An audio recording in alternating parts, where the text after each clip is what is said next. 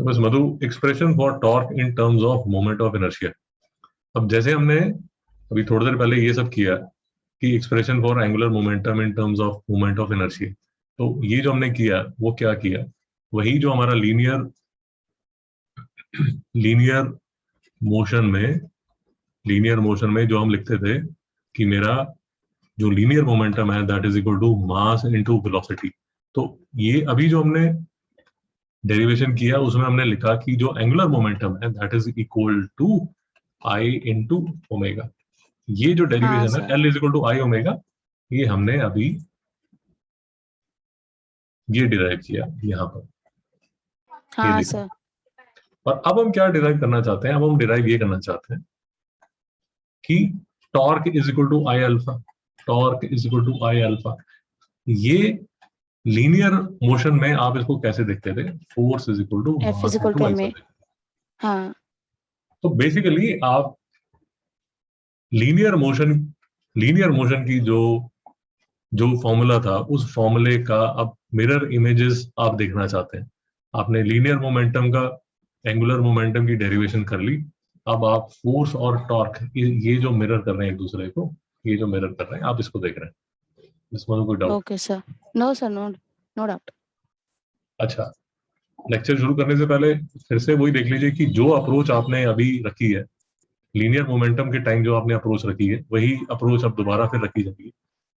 इस अप्रोच में आपने क्या किया था, जब लीनियर मोमेंटम के बारे में आप डेरिवेशन कर रहे थे तो आप क्या कर रहे थे, आपने एक एक्सिस ऑफ रोटेशन लिया था, ये एक्सिस ऑफ रोटेशन लिया था, इसमें कोई ओमेगा था, एक कांस्टेंट ओमेगा से ये मेरी जो ऑब्जेक्ट था वो रोटेट कर रहा था इस एक्सिस के आसपास।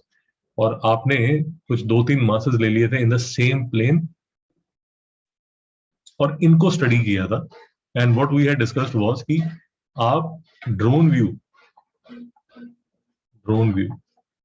अगर ड्रोन व्यू मतलब ऊपर से अगर देखेंगे इस एक्सिस ऑफ रोटेशन के पैरेलल, अगर आप नीचे देखेंगे तो ये जो मासेस हैं because they are in the same plane, you will see these three masses moving around in a circle with, क्योंकि आपने यहां पर एंगुलर वेलोसिटी के बारे में बात की थी, the three masses would be rotating in a constant angular velocity of omega. Miss Madhu, समझ आया? No sir, no doubt. Okay, तो फिर से हमें जैसे हमने एंगुलर मोमेंटम में किया फिर से हमें ये सेम इमेज बनानी पड़ेगी। ये मेरा एक्सिस बनेगा, ये मेरा एक्सिस ऑफ रोटेशन बनेगा। सेम अप्रोच है, जो मैथमेटिक्स है वो ऑलमोस्ट सेम ही। तो फिर से मैं एक रिजिड ऑब्जेक्ट ले लूंगा,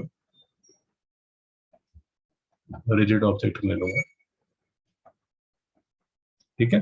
बट इस टाइम अब जो मैं डेरिवेशन करूंगा उसमें ये जो रिजिड ऑब्जेक्ट है this will be moving in a constant angular acceleration alpha. बेटा बात समझ में? हाँ सर। पहले जो आपने डेरिवेशन किया था मोमेंटम वाली उसमें डेरिवेशन, कांस्टेंट वेलोसिटी था। शाबाश।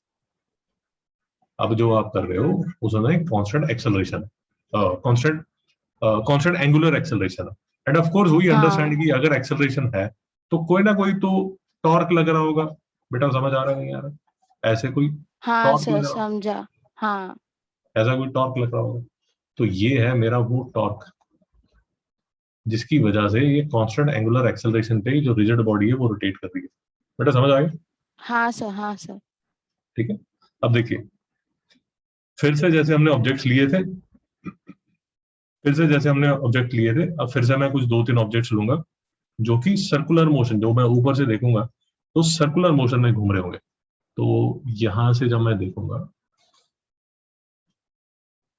यहां से जब मैं देखूंगा तो एक, दो, तीन, ये is at a distance, this is at a distance, मतलब ये इसका एक्सिस ऑफ रोटेशन है, यहां से इतना डिस्टेंस पे दूर, यहां से इतना डिस्टेंस पे दूर, यहां से इतना डिस्टेंस पे दूर, और इसको थोड़ा और ठीक तरह समझने के लिए मैं आपको एक्सेस को थोड़ा ठीक कर देता हूँ ताकि आपको ये नजर आना शुरू हो कि ये 3D में हो रही है बात। तो मैं इसको ऐसे कर देता हूँ, आई थिंक आपको ठीक तरह समझ आना शुरू हो जाएगा। तो ये मेरे ऑब्जेक्ट्स हैं M1, M2, Mn, they are at a distance of R1, R2, Rn। फिर से ऊपर से जब मैं देखूंगा तो ये ऐसे सेम प्लेन में है, ये सर्कुलर मोशन में घूम रहे होंगे जैसे हमने पहले किया था वैसे ही। एक फॉर ईज ऑफ अंडरस्टैंडिंग अलग सर्कल बना देते हैं जिसमें ये मोशन ले रहे हैं, कोई कंफ्यूजन ना रहे। ये सर्कल ही है। ओके, तो अब ये मान लीजिए कि ये मास, ये मान लीजिए ये मास M1 है, ये मास M2 है, ये मास Mn है, ये है at a distance of R1, ये है at a distance of R2, ये है at a distance of Rn। बेटा समझ आ गया यहाँ तक? हाँ sir. R1, R2, Rn। Okay, अब ये कांस्टेंट एक्सेलरेशन पे, कांस्टेंट एंगुलर एक्सेलरेशन पे ऐसे घूम रहे हैं, अल्फा अल्फा अल्फा। और एक बात याद रखिए, एक पुराना फॉर्मूला सर्कुलर मोशन में हमने किया हुआ है कि जो लीनियर एक्सेलरेशन है that is equal to R alpha. बेटा याद आया नहीं यार? हाँ सर याद है। ओके, अब डेरिवेशन स्टार्ट करते हैं। मैं इसको थोड़ा छोटा कर देता हूं ताकि मेरे पास एक लिखने के लिए थोड़ी जगह हो। तो मैं ऐसे इसको छोटा कर देता हूँ। ओके, तो अब देखिए मैं M1 को ले रहा हूँ, M1 ऑब्जेक्ट को ले रहा हूँ। M1 ऑब्जेक्ट की अगर मुझे एक्सेलरेशन देखनी है तो that will be equal to A1 is equal to R1 alpha. बेटा समझ रहे हैं? हाँ सर। M2 की अगर मुझे एक्सेलरेशन देखनी है, लीनियर एक्सेलरेशन देखनी है, तो that will be equal to R2 alpha. अगर मुझे M3 की MN की लीनियर एक्सेलरेशन देखनी है तो that will be equal to A3 is equal to sir R3। AN। अरे यार,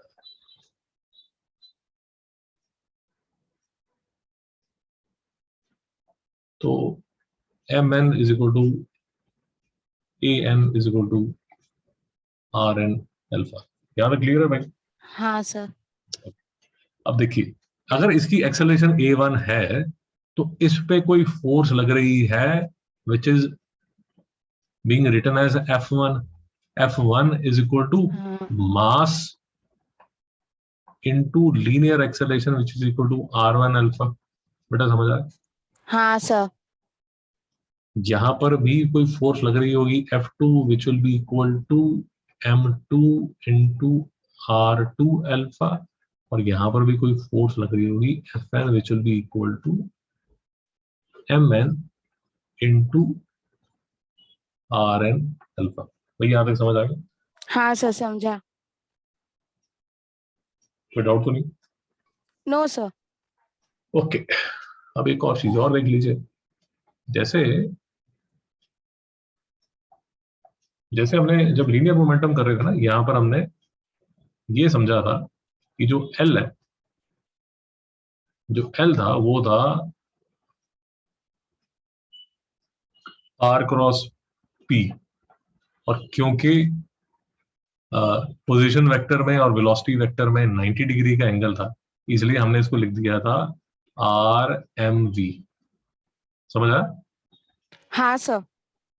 इस केस में भी जो अभी हम केस डिस्कस कर रहे हैं इसमें भी अगर आप ध्यान से देखेंगे, इस पे भी जो फोर्स लग रही है, जो फोर्स लग रही है वो लग रही है टेंजेंशियल। ये टेंजेंशियल फोर्स लग रही है। और मेरा जो, मैं किस लिए ये आपको बात बता रहा हूं कि मेरा जो टॉर्क है उसकी डेफिनेशन है R क्रॉस F।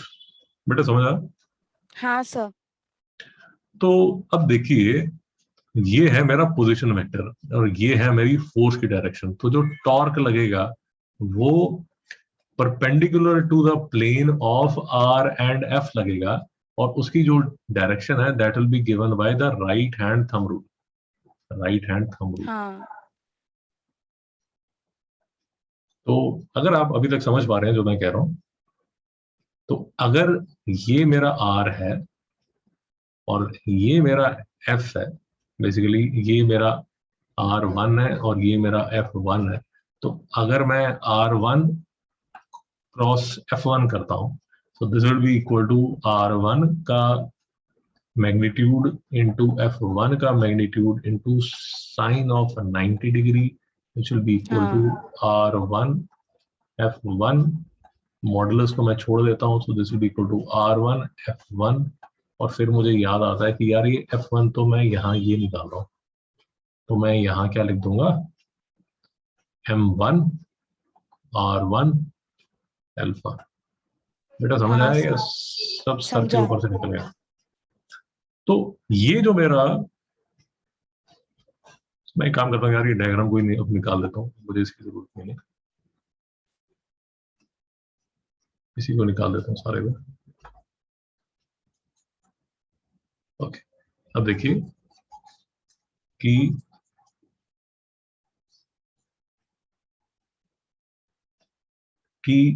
जो टॉर्क 1 है that will be given bye R1 M1 R1 alpha. हाँ sir torque 2 would be given by M2, या ऐसे ही लिख देता हूँ यार, R2 से शुरू करता हूँ, R2 into M2 R2 alpha. उसी तरह जो टॉर्क 3 होगा that will be given torque N. Torque N, शाबाश, टॉर्क एन जो होगा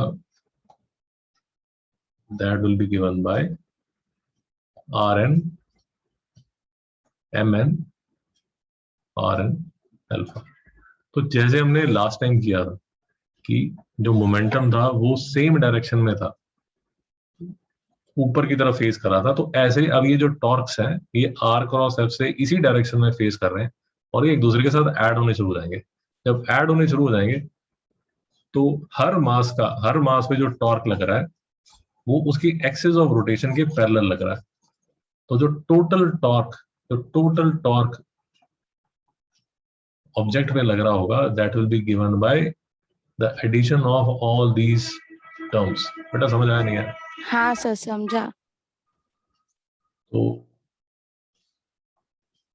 ये R1 स्क्वायर M1 अल्फा, ये R2 स्क्वायर M2 अल्फा, ये Rn स्क्वायर Mn अल्फा। तो क्या क्या मैं निकाल सकता हूँ, अल्फा निकाल सकता हूँ, तो ये हो गया R1 स्क्वायर M1 प्लस, जैसे पहले हुआ है वैसे अभी आपके सामने हो रहा है, R2 square M2 plus Rn square Mn, और अगर आप ध्यान से देख रहे हैं this can be given as Mi Ri square and this can be given by alpha into I, और यही आप प्रूव करना चाहते थे। मैडम समझ आया नहीं है? हाँ सर समझा। और मैं आपको बार बार कहने की कोशिश कर रहा हूँ कि ये सेम अप्रोच आपने ये एंगुलर मोमेंटम जब प्रूव किया था, ये देखिए सेम हाँ अप्रोच सर। लगी। तो ये डेरिवेशंस देखने में थोड़ा सा आपको, ये दोनों डेरिवेशन देखने में अजीब सी लगती हैं, थोड़ा लगता है कि यार मैथ्स बहुत ज्यादा इन्वॉल्व है, और द पॉइंट इज दोनों डेरिवेशन सेम ही है, इसमें कोई ज्यादा डिफरेंस नहीं है। तो ये आपने पहले किया था एक्सप्रेशन फॉर एंगुलर मोमेंटम, ये आपने अभी कर लिया torque in terms of moment of inertia. तो जो हमने सारी बातें की हैं, डिस्कस की हैं, 90 डिग्री फलाना ढिमकाना, वो सारी की सारी टेक्स्ट बुक में ये सब इंग्लिश में यहाँ पर लिखा हुआ है। ये भी, ये जो है ये सारा का सारा बिल्कुल सेम है, सिर्फ डिफरेंस ये है कि यहाँ पर आपने एक्सिस पे ऐसे ओमेगा पे घुमाया था उसको, ऑब्जेक्ट को, और ये केस में आपने ऑब्जेक्ट को at a constant angular acceleration alpha alpha से। घुमाया। हाँ और क्योंकि यहाँ पर अल्फा है, अगर आप मेरी बात समझ रहे हैं, अगर आप यहाँ पर ओमेगा जो है आपका कांस्टेंट है, तो एनीवेज यहाँ अल्फा जीरो होने वाला है, तो ये अब अल्फा से घूम रहा है, तो इस पे ऑफ कोर्स कोई ना कोई ऐसे टॉर्क लग रहा होगा जो इसको घुमा रहा होगा। टॉक होगा।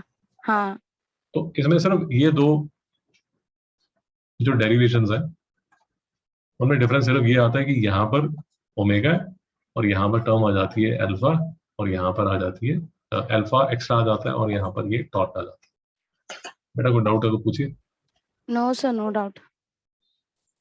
और अगर आप थोड़ा सा और बात समझने की कोशिश करेंगे, ये जो सारी डेरिवेशन है, सारे चैप्टर में जो डेरिवेशन है वो सेम सी डेरिवेशन बार बार चलती रहती है। मोमेंट ऑफ इनर्शिया में भी ऐसे हमने बॉडी ली थी, एन पार्टिकल लिए थे, उनको सर्कल में घुमाया, और बिल्कुल सेम ही है। तो as a matter of fact ये तीनों डेरिवेशन चैप्टर की सेम, और इनमें से कोई भी एक आ सकती है। कोई डाउट है? Okay sir. No sir, no doubt.